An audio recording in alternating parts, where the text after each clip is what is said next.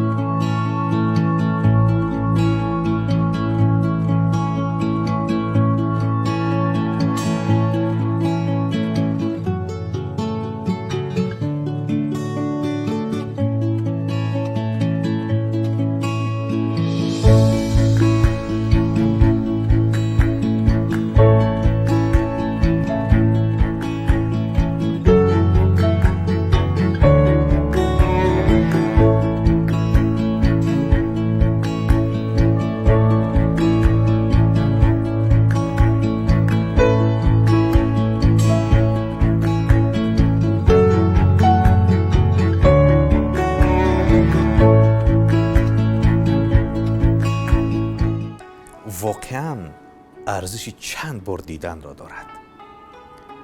تغییر نگاه به زندگی باید از ذهن شروع شود و یا به گفته حضرت مولانا ای برادر تو همان اندیشه ای.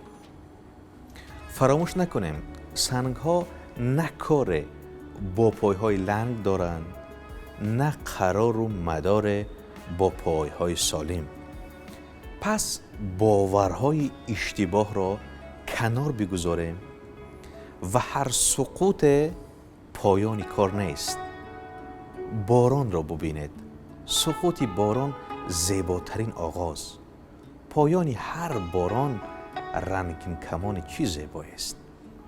واقعا تا تعمیر فکر در ما رشد نکند، ساختن یک زندگی زیبا آسان نیست.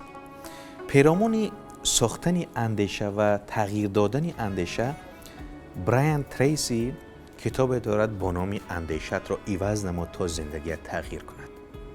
واقعا انسان هست و اندیشه هایش.